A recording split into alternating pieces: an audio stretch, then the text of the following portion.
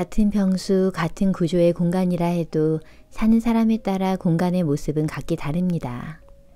작은 붙박이 옷장 하나뿐인 원룸 생활을 하면서도 사계절 옷과 신발, 가방을 모두 수납하고 말끔히 지내는 사람이 있는가 하면 수납 공간이 한참이나 부족한 사람이 있습니다. 이는 사람마다 가진 물건의 양도 그 물건을 수납하는 방식도 다르기 때문이겠죠. 지금 우리 집 찬장에는 안 쓰는 그릇들이 얼마나 있을까요? 또 대용량으로 사야 저렴하다는 이유로 사두었던 많은 채소들 중 썩어서 음식물 쓰레기통으로 들어간 그동안에 버려진 채소의 양은 얼마나 될까요? 늘 나중에 먹을 거라며 냉동실 가득 얼려두었던 음식 중 다시 꺼내어 맛있게 먹었던 기억은 거의 없는 것 같습니다. 그럼에도 먹지 않는 음식을 사용하지 않는 그릇들을 입지도 않은 수많은 옷들을 버리지 않고 가지고 있는 이유는 무엇일까요? 이러한 것들을 비우지 못하고 정리하지 못하는 데는 아마 개인마다 여러 이유가 있을 겁니다. 무엇을 비우고 무엇을 남겨야 할지 모르겠는 막막함, 비웠다가 다시 필요해지면 어떡하지 라는 후회에 대한 두려움, 많이 가지고 있다는 것에서 오는 마음의 안정감 등 다양한 이유가 있겠죠. 또 정리를 귀찮아하는 사람들도 꽤 많습니다. 정리를 잘 하지 못하기 때문에 더 하고 싶지 않고 그러다 보니 물건은 점점 쌓일 수밖에 없는 것입니다. 흔히 우리가 무언가를 비우려고 할 때 가장 먼저 드는 생각은 아깝다는 마음입니다. 그런데 그 아까움이란 누구를 위한 아까움일까요? 아깝다고 하지만 정작 아껴서 얻는 가치는 과연 무엇일까요? 단순한 삶, 미니멀리즘은 이제 하나의 트렌드가 되었습니다. 쓰지 않는 물건들, 입지 않는 옷들, 불필요한 것은 모두 비워내라고 합니다. 그러나 필요치 않은 것이라 해도 버리는 것은 말처럼 쉽지만은 않습니다. 특히나 채워야 잘 사는 시대를 살아온 윗세대 어른들에게 비움은 익숙치 않은 일입니다. 우리는 그런 어른들께 어릴 때부터 밥상머리 교육을 받았습니다. 음식은 남기지 않는 것이라 배웠습니다. 그러나 시대가 변하고 생활이 달라지며 음식을 취하는 우리의 인식 또한 달라졌습니다. 무조건 남기지 않게 먹는 것보다 적정량을 먹는 것이 중요하다는 것을 알게 된 것이죠. 물론 음식을 남기지 않는 것은 음식을 대하는 좋은 태도입니다. 그러나 적정량을 먹었다면 잔반을 남긴다고 해서 그것이 잘못된 것은 아닙니다. 우리가 매번 조금 덜 먹는 것에 실패하는 이유 또한 남겨도 된다는 마음보다 먹어치워야 한다는 마음이 강하기 때문인지도 모릅니다. 하지만 남은 반찬을 재료로 만들기 위해 꼭 먹어치우지 않아도 되고 우리의 배를 꼭 100% 이상으로 채우지 않아도 되는 것입니다. 조금 덜 먹었어야 했는데 라는 후회가 반복되지 않으려면 자기의 양을 알고 더 이상 음식을 아깝다고 생각하지 않는 것이 중요합니다. 적정량을 먹었다면 잔반을 처리하지 않고 숟가락을 내려놓는 것이죠. 20% 정도의 여유는 남겨두겠다는 허용적인 태도로의 전환이 필요한 것입니다. 이는 공간 역시 마찬가지입니다. 어느 정도의 여유가 있어야 공간도 쾌적할 수 있습니다. 그럼에도 많은 사람들이 냉장고, 옷장, 신발장, 화장대 등을 100% 채워야 할 것처럼 가득 채워두고 사용하고는 합니다. 그러나 어떤 공간이든지 쾌적하고 여유롭게 관리하기 위해서는 가득 채워서는 안 됩니다. 그 공간에 있는 물건과 그 물건을 사용하는 자신을 위해서 20%의 여유 공간을 유지해야 하는 것입니다. 식사를 준비하고 주방을 관리하는 것, 집을 청소하는 것, 집안의 물품을 정리하는 일 등 이렇게 가정에서 관리되는 모든 것들을 저는 경영이라는 생각을 갖고 있습니다. 경영이란 기업이 수익을 내기 위한 모든 활동을 말합니다. 그러나 꼭 기업에서의 활동이 아니더라도 가족들을 챙기고 세심하게 가정을 관리하는 살림 역시 기업에서 수익을 창출하는 일 못지않은 생산적인 경영이 아닐까 합니다. 저는 행복한 옷 입기라는 연구소를 통해 의뢰인들의 스타일을 코칭하는 일을 하고 있습니다. 살림과 마찬가지로 자신이 소유한 옷을 관리하는 일 또한 옷장을 경영하는 일입니다. 기업마다 경영 철학을 가지고 있듯 살림을 꾸리고 옷장을 관리하는 일에도 그 안에는 개인의 습관과 자신만의 패턴이 존재하고 또 이러한 흐름은 삶에 있어 커다란 영향을 미칩니다. 그렇기 때문에 살림도 옷장도 잘 관리되어야 합니다. 옷장을 잘 관리한다는 것은 무엇일까요? 그동안 제가 스타일 코칭을 하며 느낀 점은 옷을 잘 입는다는 것, 자신의 옷장을 잘 관리한다는 것은 가진 옷뿐만이 아닌 신발이나 가방까지 잘 관리하는 것까지를 말합니다. 옷걸이와 수납함, 서랍장과 선반에 잘 정리된 옷들, 비워야 할 것과 채워야 할 것이 적절히 순환되는 옷장.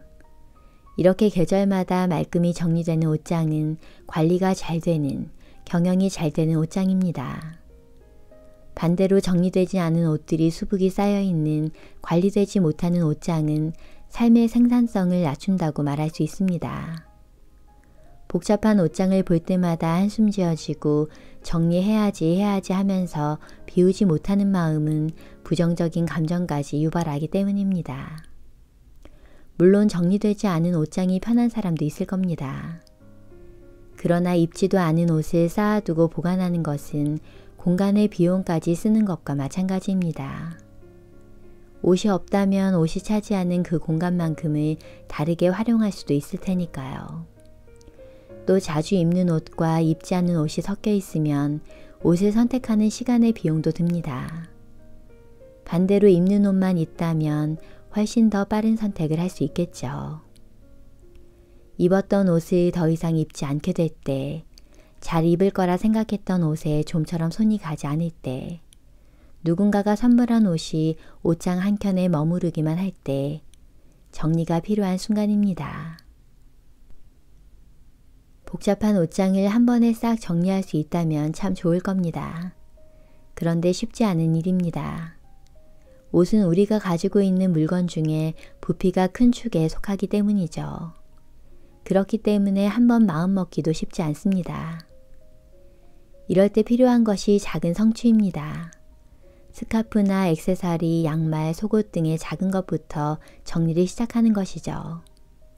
이렇게 부피가 작은 것으로 시작해 정리에 대한 감각과 자신감을 조금 얻게 되면 그 다음 조금 큰 부피로 이동하면 됩니다. 오늘은 블라우스, 내일은 청바지, 다음 날은 스커트, 이런 식으로 작은 부피의 품목으로 쪼개어 목표를 정하다 보면 큰 덩어리의 정리 또한 부담스럽지 않게 할 수 있게 되는 것이죠. 정리, 엄두가 나지 않는다면 이렇게 하루에 하나씩 작은 것부터 시작해 보는 게 어떨까요? 옷장은 삶을 반영한다. 제가 강의할 때 종종 하는 이야기입니다. 옷장 속 옷을 보면 취향이 보이고 성향이 보이고 그 사람의 라이프 스타일까지 알 수 있기 때문입니다. 그런데 한 가지가 더 있습니다. 안 입는 옷의 개수가 많은 사람일수록 현재에 집중하는 삶이 아닌 과거에 묶인 삶을 산다는 것입니다. 갑자기 살이 쪄서 못 입는 옷들, 지금은 아니지만 언젠가 입을 것 같은 옷과 신발들은 과거를 담고 있는 물건들입니다. 하지만 우리는 과거가 아닌 지금 이 순간을 살아갑니다. 그렇기에 오늘의 나를 위해선 언젠가 입을 것 같은 옷이 아닌 지금 내가 입어서 즐거운 옷의 개수가 많아야 합니다. 과거가 아닌 오늘을 입는 것, 이것이 지금의 나를 사랑하는 방법이 아닐까요? 좋아하는 옷으로만 채워진 옷장을 만들기 위해서는 애초에 옷을 살 때 잘 골라야 합니다. 그런데 이렇게 사야 할 옷을 판단하는 것만큼 중요한 것이 있습니다. 그것은 바로 사지 말아야 할 옷을 사지 않는 것입니다. 예전에 아는 한의사인 분이 이런 말을 했습니다. 우리는 건강해지기 위해 몸에 좋은 것을 찾아 먹지만 몸에 안 좋은 것을 안 먹는 것이 건강을 위해서는 더 좋다고 말이죠. 저는 이 말이 쇼핑에도 적용될 수 있다고 생각합니다. 나에게 맞는 옷을 잘 사는 것도 중요하지만 나에게 맞지 않는 옷을 안 사는 것도 중요하다. 급하다고 아무거나 먹으면 체하는 것처럼 급하다고 아무 옷이나 사면 안 입게 됩니다. 그렇기 때문에 쇼핑을 할 때는 힘들더라도 오래 둘러보고 많이 입어보고 자신에게 어울리는지 신중히 판단해 구입해야 합니다. 쇼핑한 시간이 아깝다고 뭐라도 건지겠다는 마음은 금물입니다. 안 사야 할 옷을 사지 않는 것, 이것도 훈련이 필요하다는 생각이 듭니다. 마음에 드는 옷을 발견하지 못했다면 빈손으로 집에 돌아가는 것. 이렇게 아무것도 사지 않은 날의 쇼핑의 시간과 에너지는 결코 헛된 것이 아닙니다.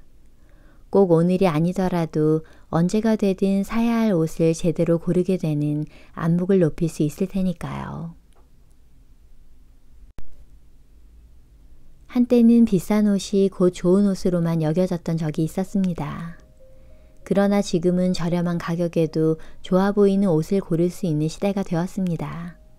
그리고 예전보다 더더욱 가격보다는 개성과 멋에 중심을 두는 시대로 나아가고 있습니다. 나에게 잘 어울리는 색, 나의 몸에 잘 맞는 핏, 나의 이미지와 잘 어울리는 디자인 등 입었을 때 기분이 좋고 으쓱하게 만드는 그런 아이템들은 가격과는 상관없이 나를 빛나게 합니다. 저렴한 옷이라 해도 나에게 맞으면 빛을 발하는 것이죠. 가끔 배우나 스타들이 저렴한 옷을 입고 나와 화제가 되는 것은 그 옷을 그들이 자신에게 잘 맞게 소화하는 방법을 알기 때문입니다. 산티나지 않는 스타일의 비법이 바로 거기에 있는 것입니다. 이렇게 나를 빛나게 하는 스타일이 무엇인지를 알고 내게 맞는 최적의 아이템을 잘 갖추면 굳이 많은 옷은 필요하지 않습니다. 즉 자신에게 맞는 스타일을 잘 알면 비우기도 채우기도 제때 잘할 수 있고 옷장이 잘 관리되면 불필요한 소비와 낭비, 스트레스 또한 사라지게 되는 것입니다. 몇 년 전부터 정리, 비움, 버리기와 같은 키워드가 자주 등장하고 있습니다. 채움이 아닌 비우는 삶, 미니멀 라이프가 대사라고 합니다. 그렇다면 점점 더 많은 사람들이 심플한 삶을 갈망하고 비움이나 정리정돈에 마음을 기울이는 이유는 무엇일까요? 우리는 더 나은 삶을 위해 내가 원하는 내가 되기 위해 정리라는 것을 합니다. 물건뿐 아니라 시간 정리, 습관 정리 등 비워야 할 것을 비워내야 홀가분하게 또 시작할 수 있기 때문입니다. 그런데 자신의 성향이나 욕망에 대한 고찰 없이 무조건 버리고 비워내는 것이 미니멀 라이프라면 저는 동의하지 않습니다. 미니멀 라이프의 본질은 미니멀이 아니니까요. 내가 소유하고 있는 물건, 혹은 습관, 인간관계 등이 나의 삶을 얼마나 만족스럽게 하는가. 그러한 기준을 찾아 나서는 것이 미니멀 트렌드의 본질입니다. 채워지지 않는 결핍을 엉뚱한 물건에서 채우는 것은 아닌지, 많은 물건을 소유하는 것이 진짜 내가 원하는 즐거움인지, 내가 정말 중요하게 여기는 가치가 무엇인지를 알아가며 삶을 채워나가는 것이 진정한 미니멀 라이프가 아닐까요? 삶에 있어 그동안 내가 어떤 선택을 해왔는지, 어떤 사람을 만나왔는지, 어떤 시간을 보내고 있는지가 모두 패턴입니다. 그렇기 때문에 주어진 나의 삶을 잘 경영하기 위해서는 나의 생활 속 패턴을 파악하는 것이 중요합니다. 그리고 내가 개선하고 싶은 패턴은 무엇인지, 어떤 습관을 바꿔야 하는지 알고 실천할 때 변화는 일어납니다. 찬찬히 나를 돌아보고 생활을 점검하며 일상의 기분 좋은 변화가 시작되기를 바라봅니다.